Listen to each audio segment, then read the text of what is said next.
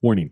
The following may contain concepts, ideas, and/or reflections unique in nature and not yet approved by government and/or corporate entities. This content is for entertainment purposes only and is not intended to stimulate further reflection or to perpetuate additional discourse beyond the scope already outlined by institutional curriculum. Hello. I think we're good to go. Boy, we look dark. Yeah. I don't know if we maybe should. a little bit. Maybe you pulled a little bit too much.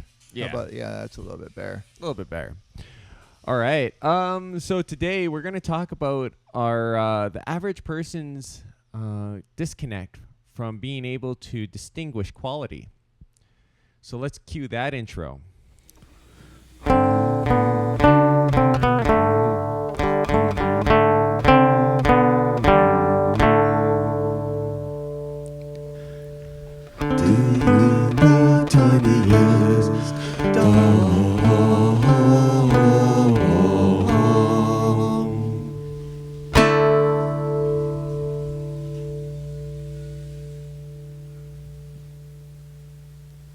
Alrighty, dude. I said, hey, man, did you read my book? Took me years to write. Would you have a look? You sound like you're almost doing that like in a poetry sort of way, like a macabre. You need to be holding a skull. Oh, dear man, I've made a book. Would you care to take a look? Well, I think today's topic is kind of like on how many different venues, if it's music venue, if it's art, you want to get, let's just say, your paintings into an art gallery. I think it goes way beyond that, because what we're talking about is like, I mean, that's maybe a small facet of it, but it's basically innately most people don't have the capability of actually distinguishing. Hey, listen here, Money Penny.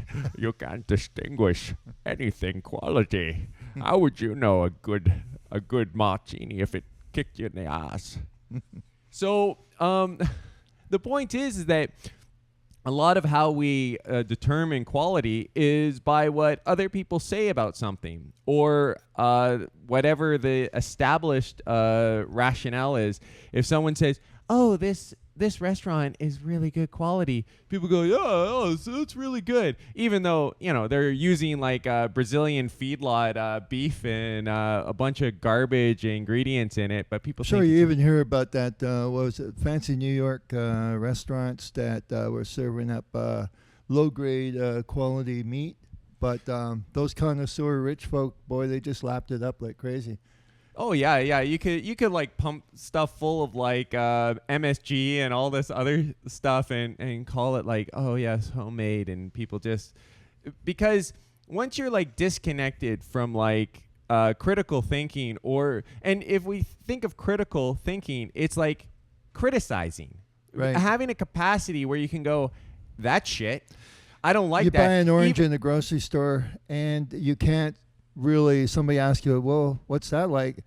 Well, I don't want to criticize. You know, I don't want to like put down this particular orange because it's part of Mother Nature and the byproducts of Mother Nature. But it's amazing. It's amazing the power of the collective. You can take music as a good example. It's amazing how much shit music you can like pump out. As long as you get like an endorsement, like, oh, everybody likes it, right? Suddenly people are just like, oh, I guess that's pretty good. Oh, and then we wonder why everything is just a resample of everything else, because it's so generic that you can basically keep on putting a new veneer on this crappy song over and over and over again. Right. Because it's got like nothing to it. Well, I think in today's music, what really counts is whether you're going to be good eye candy for choreography. Yeah, but I mean, that's not the music part. You go to like a modeling agency, you go, hey, is this bitch dance? Okay, we'll get like a ugly balding producer to write songs for this dumb bitch, right? That's an example of how how being critical would look. An intellectually challenged bitch. But so yeah, like and so, but it goes beyond music. I mean, even look at the clothes that you wear. How many people are like cognizant of what like quality fabric should feel like or should operate like? all people do is they follow like a brand or something, and even if this shit is still built fabricated in the same plant in China, churned out in the exact same thing, as long as you put a premium brand label on it, these dumb masses will just like gobble it up. Like it's well, here's what we're going to be saying. This is what we are saying. It's coming. Here it comes. If you have, in the sports industry, you have scouts, basketball, hockey, football, whatever. Their job is to scout around for talent. And they're supposed to be, they're supposed to know what they're looking for. And so we'll just assume that in the sports industry, scouts are doing their job. Now, what happens when you've got in the arts, in music, in books? Let's just say hypothetically, you approach a bookstore, and I'm not talking about big Barnes and Noble, but you approach a medium-sized bookstore and you say, "Would you consider a book that I just wrote?" And you get the response that, "We have so many requests, people begging for us just to allow their book in our store." And you go, well, that's a pretty general concept. You mean you don't know how to ask, well, what type of book are you talking about? This is all just hypothetical, by the way. No, it is.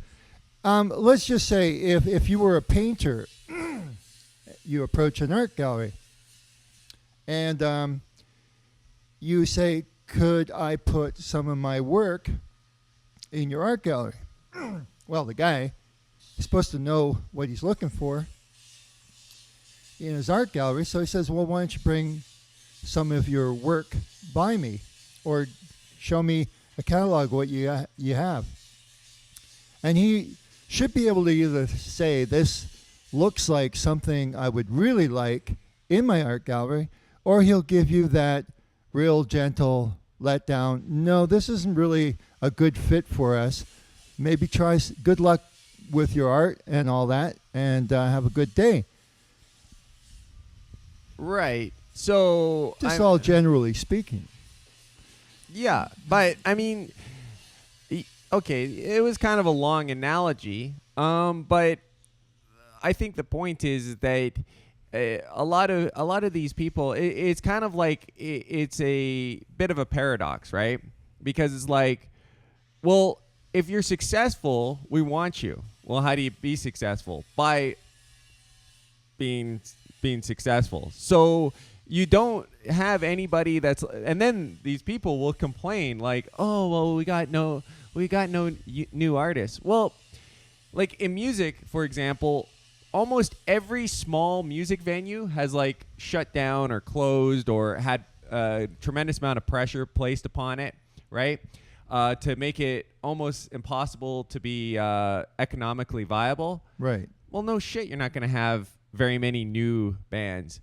I think that even that wellspring is kind of like drying up as far as because I think there was a time even in the 2000s where there was still like underground bands that were still, but like I think most people have just kind of given up because underground bands need underground venues, and if they don't have the venues, then they're just putting out money and a considerable amount of time practicing.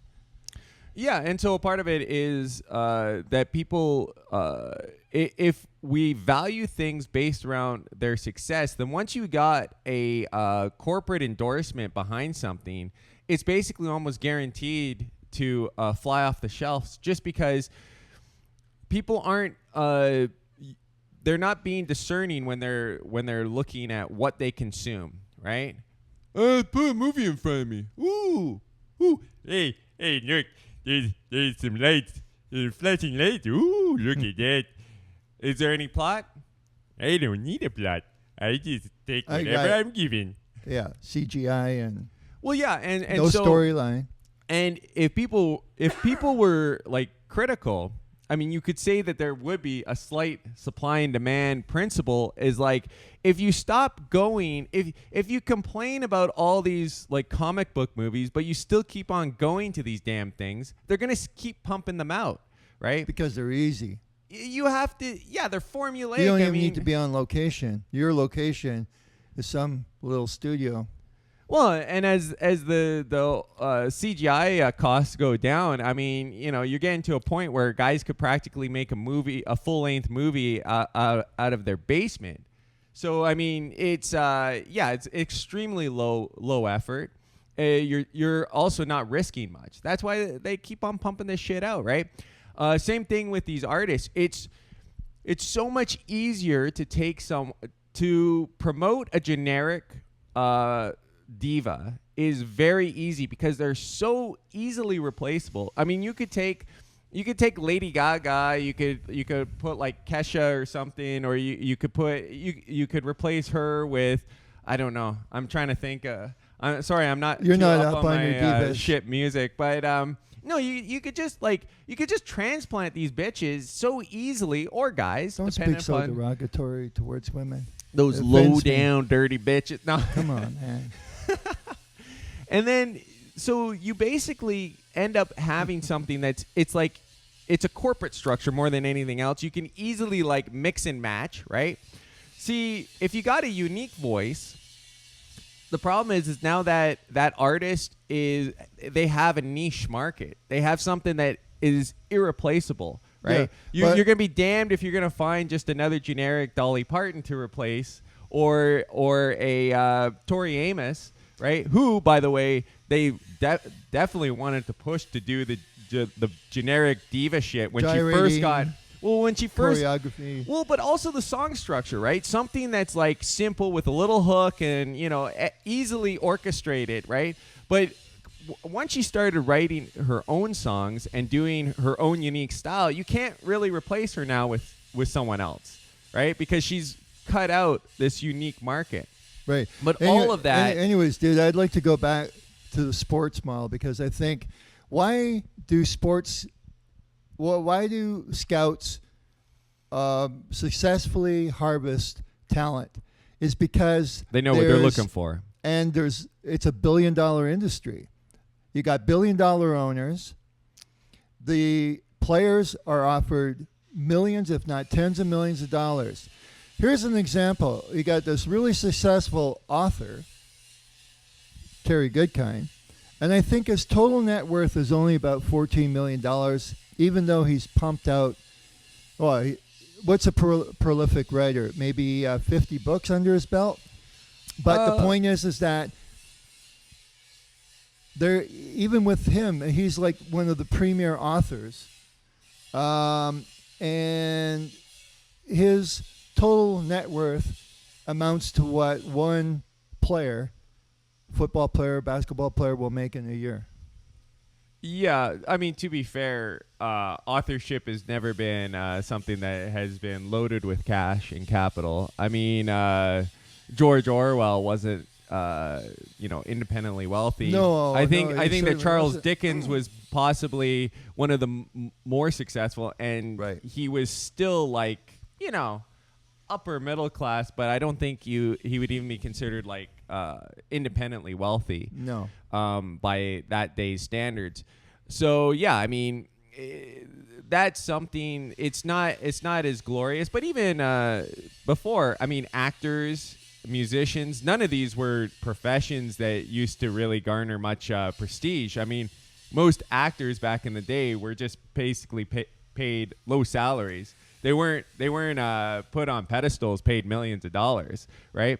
But this also goes to the point that you get more quality when you decentralize everything. I mean, no matter what it is, if it's food and it's decentralized, that's a good thing. You don't want all the world's food coming from one spot on the planet, right? Right. It's much better. You got all these small farms. You've got this diverse locality of different fruits, vegetables, meat, and everything that's being harvested slightly differently. You don't have a uni crop of like a genetically modified seed that's like makes up 90% of the entire grain that's grown around the world. So diversity of food is a good thing. Decentralizing food supply is a good thing. But we definitely don't see that. I was just thinking about that today.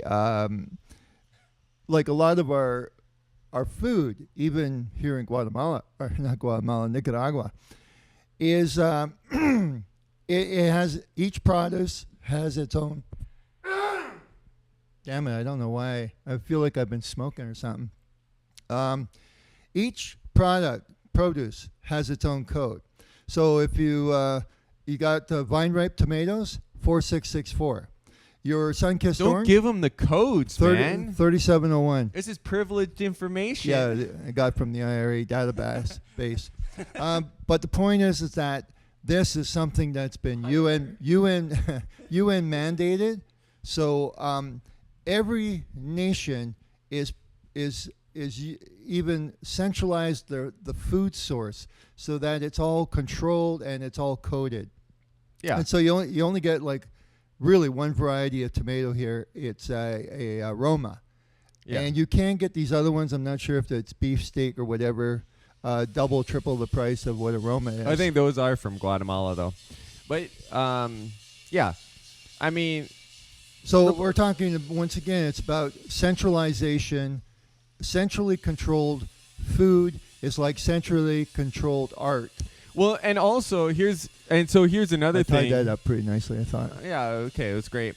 So there's another component, and that is that by centralizing everything, we end up losing our ability to critique because we can't really compare and contrast, right? When you have one type of food that's spread around the entire planet, even if you go to Europe or you go somewhere else, you're still basically consuming the exact same tomato that's produced in California and shipped worldwide, or the exact same steak that's produced in a feedlot in the Amazon and then shipped worldwide, right? So you're going to have a hard time now comparing and being like, the type of bread that we have here in Germany is quite a bit different than the Wonder Bread shit that you're eating here in America, right? But you get that when you have a compare and contrast. You need something to be able to compare it to. Right. And same thing with music. When everybody around the planet, whether you're in Korea, whether you're in Japan or the States or Europe or Australia, you're all listening to the same world music slop that's made centrally located with all of these big giant conglomerates and then distributed worldwide. How the hell do you compare that now? If we had like more independent, you would have like people going, holy shit, this is the crap that you're listening to? But this is what happens. You should hear some of our local artists. Yeah, this is what happens though when you have monopolies and people or entities that are monopolizing even pictures, old pictures. I was watching, just going through pictures of Diana Rigg, and I was not too surprised to see that they were Getty Image owned. Well, don't get me started on Getty Images because those, oh man, I like.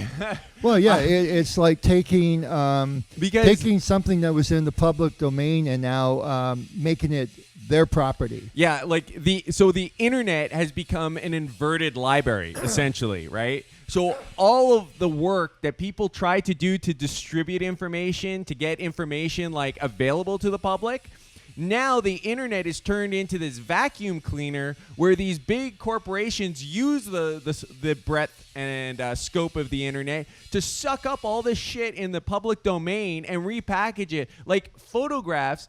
Like photographs from like the 1910s or some of the, almost all of them are on fucking Getty Images, right, or that other one, Alamy. But Getty Images is probably much bigger because they're big oil money. But the point is that these bastards are holding these images and other art like paintings and pictures and even books, where these pricks will go into a library and go, what's in the public domain? Oh, this book? Well, let's apply for a republishing license, and then some book that used to be a public domain book now becomes a part of their fucking intellectual property, as though they produce the shit. So there is definitely a control. Disney is on really. Well, let me just rant Sure. for a little bit. Disney is could be easily accused of this. These pieces of shit went back and took all of these old kid stories that like are in some cases like 250 years old, maybe 400, 500 years old. They're public domain things, and these like pricks will take it and go, oh, well, Rapunzel now because we took something in the public domain, put a fucking new coat of paint on it, did our little artistry, now everything that's Rapunzel is our intellectual property. It's like fucking theft. Like, it's unbelievable. So I told you not to get me started on that. I warned you. Okay, well, I told you not to go there. I told you. I said, do not go there. Yes, you did warn me. So where do we take it from here now? Now that we've gone through. Well, I mean, I'm on like 4 cups of coffee, and now like my heart's really elevated with talking about intellectual property and intellectual theft, really. Well, yeah, but I mean, so what it really is, I think, also, it's because it's a sucking out from society. Anything that really adds aesthetics and beauty, like art, like music. What do they propose? That we it's to reduce us into some kind of prison-like state of white walls and. Well, yeah, like we're now like some sort of mud dwellers who we have no taste. All we can taste is the metallic taste of the gray clay which we live in.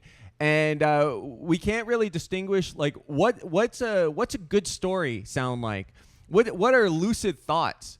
Have you ever heard a lucid thought before in your life? Could you even distinguish what one would be if it was presented to you? Holy shit, I don't know what's going on. I need to be told by my corporate masters what to think, what to enjoy. I mean, the amount of people, music really pisses me off, because the amount of people out there, they'll be like, oh, I love music. And then like the shit that they listen to is like, anytime someone says like, oh, well, music is art and art's relative and everything like that, is full of shit. Art is a definable thing in that there is good art and there's bad art. There are realms where good art is not your particular taste, but you should be able to distinguish it. Well, right? you wouldn't say what some 5-year-old did in crayons and say, this belongs in the Louvre. As an example. Exactly. And you should be able to listen to now, if jazz Andy Warhol did the same product as the 5-year-old, then it probably would end up. Well, maybe that's where things kind of started, right? But right. Here's the thing: is that if you're able to distinguish something of quality, you could still look at something like jazz music and go, you know what, jazz isn't my cup of tea, but I know that what these guys are playing is of a high quality and standard. What they're doing is not my particular musically taste. Intricate, complex, lots of years of training to get to that point. But some malformed cretin that is singing at a pitch, and now we're supposed to respect that as like the same quality of fucking art. Like, oh, art's art. Shove that shit up your ass. There's no way that you can just put a blanket statement. And I think that blanket statement was a brainchild of these corporate shills and from the corporation's inner structure themselves, making it seem like everything is relative, that everything is we don't know. In the Renaissance, they fucking knew. They didn't have any jackass just painting the Sistine Chapel because art's relative. I mean, are you fucking kidding me?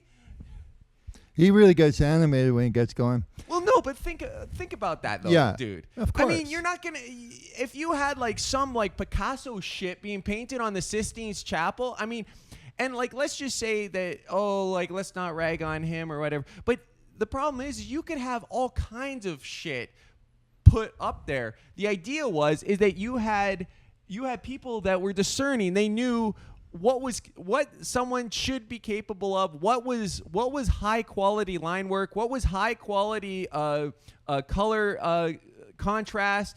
Like these were definable skills. It wasn't like in some ether somewhere that you couldn't really pick out what really means what. I don't know. I mean, maybe drugs kind of aids in that, like scatterbrain.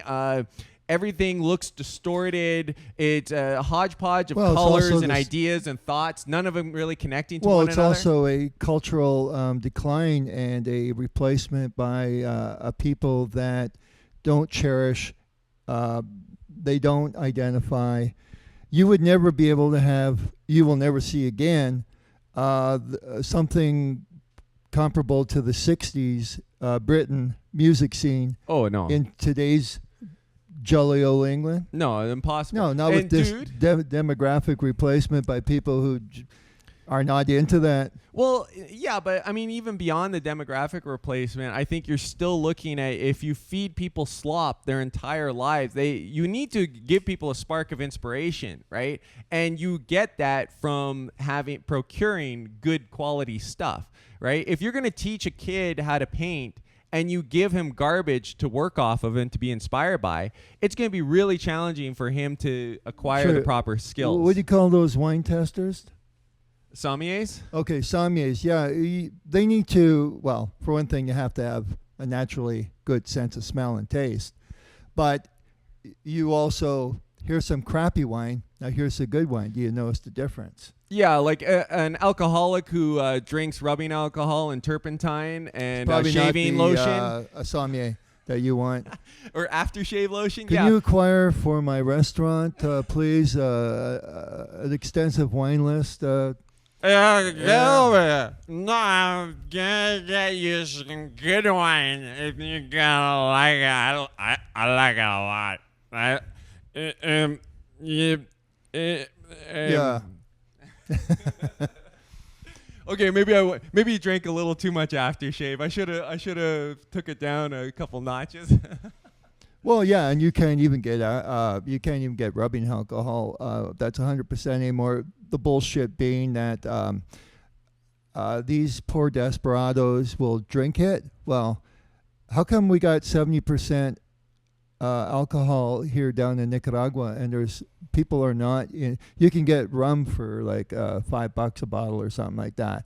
So well, this notion that you can get that other stuff cheaper even. Well, yeah, no, the white stuff. Well, the stuff in the plastic bottle. Oh yeah, they sell rum in a plastic bottle. Right. So this notion, anybody that swallows this bullshit that they really give a shit so much about these poor desperado drunks in up north and in Europe, that they have to reduce the alcohol content to 70%. Bullshit. You know, we got to call this crap out. It doesn't, when something does not make logical sense. And the fact that, well, what's the problem with 70% alcohol? Well, if you're trying to like even clean your electronic components, yeah, you're going to have 30% water. Well, that's not good. Yeah. But the alcohol will immediately dry off. So, and as a antiseptic, it's probably way better to have 100% alcohol. Well, I think there's 70. some sort of I think 100% will pull out atmospheric water, and so it will reduce. Yeah, but not if you have the lid on it. Yeah, but anyways, whatever. Just remember to put your lid on. Or you're gonna reduce maintain the that purity. Yeah. I mean, that probably happened if you left a bottle of rum or a glass of rum exposed to the atmosphere. Yeah. I know that salt, amazingly enough, we've experienced this quite a bit, being on the boat and being down here. If you leave salt exposed at all, boom, you're going to see these water droplets attached to the lid of the salt, and never going to be the same again. we're really informing people here. They probably we're they going probably through a never litany of different things. they probably never dealt with human salt before. Well, hey, here's something. I never remember when I was, before in my other life, I just never remember salt clumping up like the way it does. So either we've got way more humidity in the atmosphere almost everywhere. They're probably adding some carcinogenic anti-caking agent in the 1960s. You know, they're big fans of everything chemistry and science back then. I mean, yeah, it was kind DDT. I mean, they didn't give a shit. They were like, "Ooh, cesarean sections were way better than natural birth." Yeah. No, but I mean, this could be a topic for another video, is the idea of advancement, and possibly that there is no such thing as advancement. Like we always think that we're like progressing, but what if we're not? What if we're just stagnating? What if we're the exact same as we were 5,000, 10,000 years ago, and we just go in cycles? We build up to the point that our society collapses. Then there's nothing but charred remains, and then we have to build back from scratch again. I mean, you could see it in some like Babylon Babylon the Great, the gardens of Babylon, right? Well, take a look there now. Does it look like it's peaking, like as a sophisticated society? Yeah, desertification has increased. I think it goes a little beyond desertification. Desertification. Man. There we go. It's that we have human beings are impressionable, so we have the capacity to be elevated or brought down and retarded. Or I think we got a caller on line 2. Caller, go ahead. Hi, I really love your guys' show. I can't get enough of it. When's your next show coming out? Oh, well, thanks for calling, and it should be available tomorrow. Oh, what's it going to be about? That's going to be a secret. We don't like to let the cat out of the bag until it's already running down the street, and then it's like, well. Well, what do you say? You guys don't come prepared with anything? That's the trade secret. Thanks for calling, though. Have a good day. Bye now. Anyways. All right. Yeah, I think that's a good length video. So, now, we're all stupid. We have no taste. And our society's going down the shitter because of it. Well, it's better to start at that stupid level. And then if you actually say something smart, it'll be like, whoa. Rather than you come out as being really, really smart, and then you're afraid to trip over your words because you might look like a fucking idiot. But anyways, I think on that wonderful note. If you guys want to support the channel, check out link in the description below. Link in the description below. And don't think about subscribing because we don't need your help. Okay, we can stand on our own 2 feet. And we're not doing it for the money. Or are we? Dude, I don't want to hit you with this now, but we're totally doing it for the money, dude. Yeah, but dude, we're not totally broke yet. Awesome!